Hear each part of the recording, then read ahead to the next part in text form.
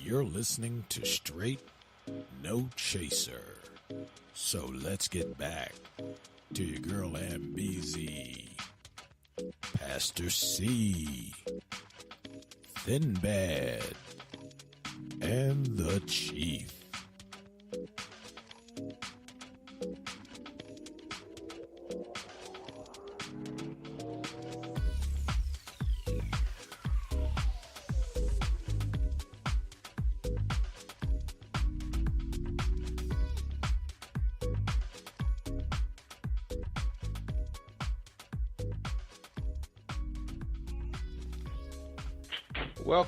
Welcome back, good people.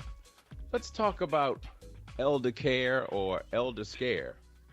Taking care of mom, big mama, pop, or a sibling is a huge endeavor. Any member of the family is a huge endeavor that comes with ups and downs. Decisions about the care of a loved one can be gut wrenching depending on the circumstances.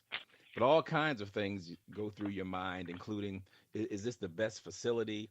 Am I able to take care of what they need? Can I do everything that they'll need? What happens if I can't live up to what it is that they need me to do? What will the insurance cover? What about veteran benefits? Will my relative receive the best care? All of these things, are that run through our minds. And sometimes relatives have living trusts and power of attorney, legal documents prepared, which make certain decisions very easy. But then on the other hand, there are many families that have absolutely no idea what their loved ones want to occur if they become ill or incapacitated. So these are uncomfortable topics for the dinner table, but they are also conversations that got to be had, that must be had, because it's happening more and more. Many of us are finding ourselves, with longer life expectancies. Now you have this is the other side of that. The other side is that we've got to be able to take care of elder folks and other family members. In essence, elder care or elder scare, whatever you call it. How do you prepare for it? And that's kind of what we want to talk about. And so we need to have this conversation, but when should we have the conversation and what should we do? So Ambezy and Chief, I'm taking care of my mom to the best of my ability. I'm glad she's don't had the call-in number, but I'm doing the best I can. But hell, I'm an only child, so she should have had some more children, and she wanted some more help. But but we're but she's doing well. My mother's, thank God, she's blessed that she is doing well. She's in pretty good health. I think she's in great health for 84 years old. But Wow, she Yes. awesome. yeah, she's still driving herself around. She's still, doing what she can. But she's doing great for 84, but then again, she's still 84. So you still have to, kind of watch and learn and figure out what she may need and get her to tell me what she needs too. That's the other part of it too, because they're so independent in their mind as well. Hmm. So you've got to work with that. But I do get worried though, even though I do get worried. And this is a good topic for me. I want to sit back and listen too. But Chief, Awesome. what was your experience? You had experience too taking care of your parents. Well, I did, and it was like you said, it was gut wrenching from one perspective because as you're growing up, your parents are always preparing you. Well, my parents were, this is what may happen as we get older, and you need to be prepared, and so forth and so on. And at certain ages, like yeah, whatever. And as you get older, you start to see that things are changing. And so with my mom in particular, she had very aggressive Lewy body dementia, and it was very difficult just watching the deterioration of a lady that was a Phi Beta Kappa key holder and president of her class, and just all kinds of wonderful things my mom was doing. But I tell you, as much as we thought about it and talked about it, I still wasn't prepared mentally when the day came that I had to start making decisions. Now, I was fortunate that my parents had a lot of things already laid out in writing, and this is what I want done, this is what I don't want done. But when the day actually came, when the doctor said to my brother and I, "Hey guys, this is what I recommend. You've done all that you can do from the home front," because we made up in our minds our mother was not, or neither one of our parents were going to a facility. And when we had that very frank conversation with the doctor, with the neurologist, it was like, look, there's so many more things that a facility can do for your mom in terms of therapy and diagnoses and so forth. It was a tough call. It really was. It was tough to do. And we looked at the things that she wanted done. She was still somewhat lucid, but it was tough. It was real tough. So, I just know that folks across the country have had to make those same gut-wrenching decisions in terms of how to care for their parents or their siblings or a good friend of the family, and it's never easy to make decisions, particularly as you're nearing the transition of their life and other things that you have to do or not do to adhere to their wishes. And so, so I'll just leave it at that. Well, we actually have a great guest on the line. Actually, one of our callers from the beginning of our show. And her name is Miss Robbie Williams. And please introduce yourself and tell our listeners what you do and weigh in your general opinion on the topic, and we'll take it from there. Well, thank you. Again, my name is, never was called great, but thank you. My name is Robbie Williams, and like I stated, I'm a nursing home administrator. I'm licensed in Nevada and California. So I've been doing this for over 20 years. I started in adult care, and now I'm in pediatric care. We have the only pediatric nursing facility in Las Vegas. Oh, wow. So, Wow. yeah, and I am, the age range is birth to 11 years old. So it's totally different. So let's get back to elderly care. I do agree. It's, it's very hard to make that decision to put a loved one in a facility. I think the reason why is nursing home has such a bad reputation. You always hear it on the news. Because I have this conversation with families more than I like to admit. And the biggest fear is, other than the promise that I will keep my mom at home or dad at home, is the fear of what you have heard that happens in a nursing home.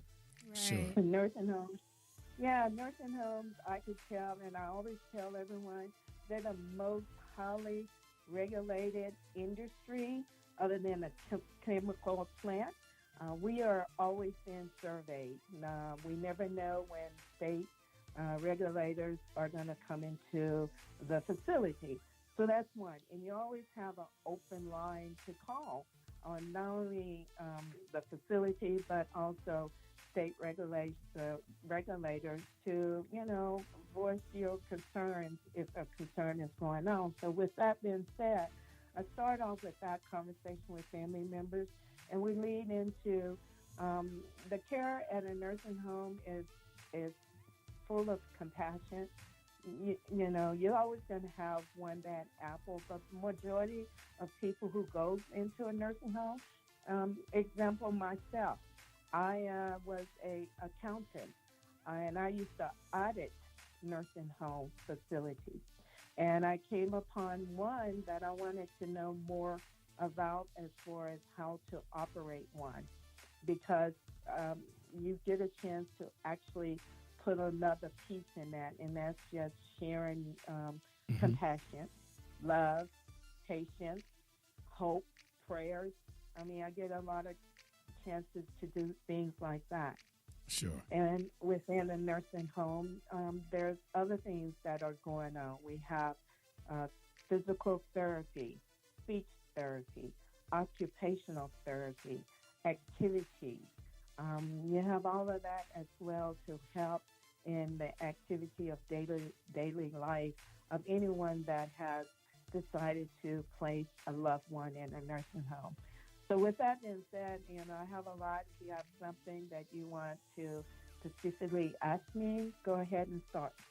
Well, my question is, I know that when this subject comes up, a lot of people either are so ready to either put their parents or grandparents in a nursing home, or they will do like every single thing that they think is possible to keep their parents or grandparents in their own care, sometimes to the point where it's detrimental. So when do you think is that point where people need to kind of realize that they can't handle taking care of their parents or grandparents on their own and transition into thinking about moving them into an elderly care facility or contacting somebody to come to their home on the regular basis? Great question. Good question. That is a great question. So I'm going to start like this. I've been on both sides, professionally and personally. And the time that you have to make that decision and act on that decision is when you no longer can support the needs that your loved one needs on a 24-hour basis. Okay. My mother lived in Arkansas and I was in Nevada. My mother was healthy and she had a stroke that she never recovered from. We tried to take care of her at home. She has 6 daughters, and we always trying to fly in and support my dad, which also had cancer. And so we were there, Yes, we all lived outside of Arkansas, but we were there. But the tragic of all of this is my mom, we don't know what happened, but she got outside. It was in the winter time, and we don't know when my dad found her outside. Oh, wow. So, Wow. yeah. And so we have been struggling with, we need to put her safe. And, I have this conversation with people, and I couldn't even give that conversation to myself, that I recognize my mom was unsafe within her home. And that is when you should seek out looking for 24-hour support, whether it's in a nursing home or home health. And, home health won't give you the 24, but they can give you some kind of support based on your work hours or what your activities may be. But the answer to your question is when you no longer can support them 24 hours in their home. Sure.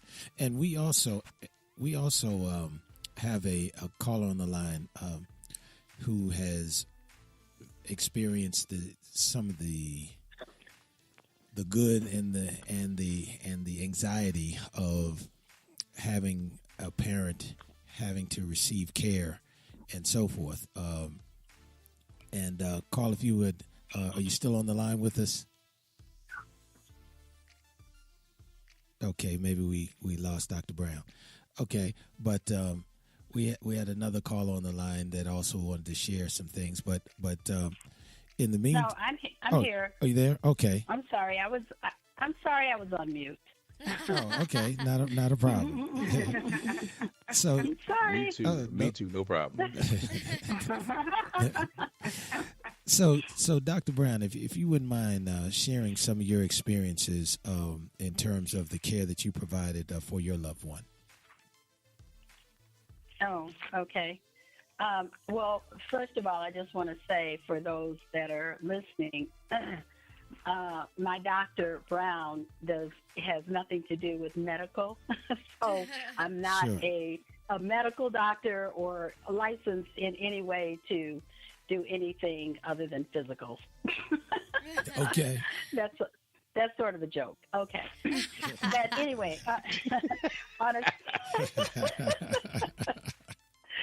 okay. So, but seriously, this really is a very serious topic and one that's very close and dear to me and very recent.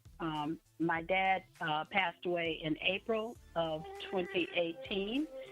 And so during that time, or prior to that time, I guess I should say, I did care